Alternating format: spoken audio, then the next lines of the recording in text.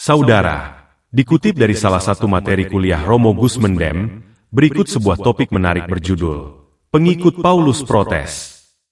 Isu ini muncul ketika salah seorang dari mereka yang selama ini baik secara diam-diam, maupun secara terang-terangan, merasa keberatan, bahkan menolak keras disebut sebagai pengikut Paulus oleh Romo Gus Mendem, mengungkapkan penolakan, sekaligus koreksinya terhadap istilah tersebut. Dia menulis, dengan sedikit penyesuaian dari teks aslinya, sebagai berikut. Kristen adalah pengikut Yesus, bukan pengikut Paulus. Sudah jelas, sebutan Kristen adalah untuk para pengikut Yesus, pengikut ajaran Tuhan, bukan pengikut ajaran agama. Mengikut Yesus berarti menyangkal diri dan memikul salib. Hidupku bukannya aku lagi, tetapi Kristus yang hidup di dalamku. Yang tahu kan kami yang mengikut Yesus. Bukan Anda yang tidak tahu, tapi sok tahu. Seringkali kebiasaan saudara kita memfitnah Kristen pengikut Paulus. Fitnah itu dosa dan ketahuilah, fitnah itu kerjaan iblis. Tidak mau kan jadi alat iblis yang jahat? Paulus tidak pernah menyelamatkan Kristen. Paulus tidak pernah berkata, "Mari, ikutlah aku." Sebagaimana kata Yesus, "Mari, ikutlah aku, kamu akan kujadikan penjala manusia." Paulus sendiri adalah salah satu pengikut Yesus. Jadi, buat apa kami ikut Paulus? Kami Kristen hanya mengikuti teladan dari Rasul Paulus, karena dia juga telah meneladani Kristus dalam hidupnya. Mari masuk saudaraku, Gus Mendem. Dan berikut adalah respons Romo Gus Mendem. Begini penjelasannya. Dalam 1 Korintus 6 ayat 12, Paulus bersaksi, segala sesuatu halal bagiku, tetapi bukan semuanya berguna. Segala sesuatu halal bagiku, tetapi aku tidak membiarkan diriku diperhamba oleh suatu apapun.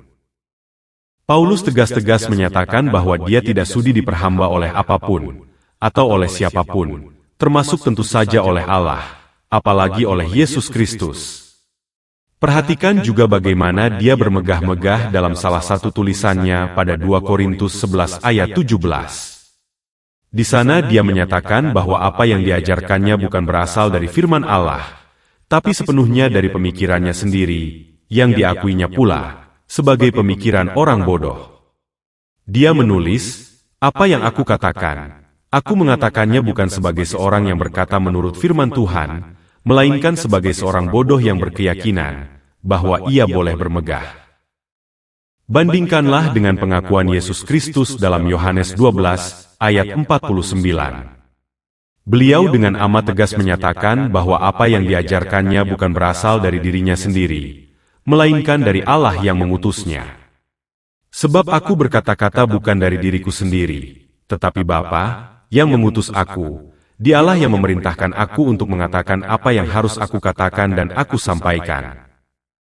Kendati sudah demikian jelas perbedaan sangat prinsip antara ajaran Yesus Kristus yang berasal dari Allah dibandingkan dengan ajaran Paulus yang berasal dari kebodohannya sendiri. Tapi dengan penuh percaya diri Paulus menegaskan bahwa kalian, umat yang hari gini masih mengaku sebagai Kristen, harus menjadi pengikutnya. Bukan menjadi pengikut Yesus Kristus. Alasannya apa? Paulus mengklaim bahwa dirinya tidak kalah hebat dibandingkan dengan semua rasul-rasul Yesus Kristus yang dilarang keras oleh guru mereka untuk mengabarkan Injil kepada bangsa manapun selain bangsa Israel. Jadi, ini sudah membuktikan dengan sendirinya bahwa apa yang diajarkan oleh Paulus kepada kalian, kaum Goim, alias non-Israel, jelas bukan ajaran Yesus. Dalam 2 Korintus 12 ayat 11, Paulus menulis, "Sebenarnya aku harus kamu puji. Karena meskipun aku tidak berarti sedikitpun, namun di dalam segala hal, aku tidak kalah terhadap rasul-rasul yang luar biasa itu. Untuk itu, maka dalam 1 Korintus 10 ayat 34 ia benar-benar menandaskan, jadilah pengikutku, sama seperti aku juga menjadi pengikut Kristus." Cermati lagi baik-baik seruannya ini. Paulus secara cerdik memisahkan kedudukan kalian, orang-orang Kristen, terbatas hanya sebagai pengikutnya, sementara secara eksklusif dia memposisikan dirinya sebagai pengikut Kristus, yang dalam konteks ini, kalian semua seharusnya tahu bahwa Yesus Kristus bukan seorang Kristen. Ini adalah pelajaran sangat penting. Sebab sejak lahir hingga diisukan terangkat ke sorga, Yesus memang tidak pernah mengenal kata Kristen, apalagi sampai menyebut pengikutnya sebagai orang-orang Kristen. Artinya, Kristen adalah hal yang sangat asing bagi Kristus. Begitu juga bagi seluruh pengikut Yesus Kristus pada masanya dulu. Sedangkan untuk kalian ketahui, sebutan atau kata Kristen muncul jauh setelah Yesus Kristus tidak ada, yaitu julukan yang ditujukan kepada Paulus dan pengikutnya pada masa-masa awal Paulus mulai menjual nama Yesus Kristus di Antiokhia kepada kaum Goim, atau non-Israel seperti kalian, untuk kepentingannya sendiri. Lihat lagi Kisah Para Rasul 11, khususnya ayat 26. Jadi, kalian yang hari gini masih mengaku sebagai umat Kristen, jelas bukan pengikut Kristus, melainkan pengikut Paulus, alias umat Paulus. Lalu, tahukah kalian hal apa yang paling menyedihkan dari kepatuhan kalian kepada Paulus? Catat ini baik-baik. Ketika Paulus berkata, "Jadilah pengikutku, sama seperti aku juga menjadi pengikut Kristus," dia menginginkan agar kalian melakukan segala hal yang dia perbuat, sementara dia sendiri sama sekali tidak pernah melakukan apapun yang Kristus perbuat. Yesus menyerukan, "Sembahlah hanya Allah saja." Paulus mengajarkan, "Sembahlah Yesus." Yesus berseru, "Tuhan, Allah kita, adalah satu." Artinya, Kristus mengajarkan bahwa Tuhan adalah Allah, dan Allah adalah satu-satunya Tuhan. Tapi Paulus mengarang cerita bahwa Allah adalah Bapa, sedangkan Yesus adalah Tuhan, sehingga kedudukan Bapa dan Yesus adalah sesama Tuhan. Yesus selalu menyebut dirinya sebagai anak manusia, tapi Paulus berdusta kepada semua pengikutnya dengan mengatakan bahwa Yesus adalah anak Allah. Yesus menyerukan peringatan keras, setiap orang akan menanggung dosanya sendiri-sendiri. Paulus malah membual, Yesus menanggung dosa orang-orang yang percaya bahwa Yesus adalah Tuhan.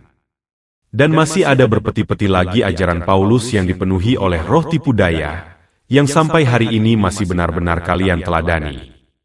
Jadi, seperti sudah terbukti selama berabad-abad sejak Konsili Nisia 325 Masehi, hanya pengikut Pauluslah yang setiap hari kerjanya cuma berdusta demi kemuliaan Allah, sebagaimana yang diajarkan oleh Paulus dalam Roma 3 ayat 7. Tetapi jika kebenaran Allah oleh dustaku semakin melimpah bagi kemuliaannya, mengapa aku masih dihakimi lagi sebagai orang berdosa? Padahal dalam Matius 5 ayat 37, Yesus sudah memberi peringatan sangat keras. Jangan pernah berdusta demi apapun. Jika iya, hendaklah kamu katakan iya. Jika tidak, hendaklah kamu katakan tidak. Sebab apa yang lebih dari itu berasal dari si jahat. Tahukah kalian siapa yang dimaksud oleh Yesus sebagai si jahat? Ya, dia adalah iblis, yang karena demikian besar hasratnya untuk menyesatkan sebanyak-banyaknya anak manusia agar menjadi penghuni neraka, telah turun ke bumi dengan mengambil rupa anak manusia bernama Paulus. Demikian, semoga menjawab keberatan kalian, umat Kristen, yang menolak disebut sebagai pengikut Paulus. Salam dari Romo Gus Mendem, untuk umat yang mengikuti petunjuk.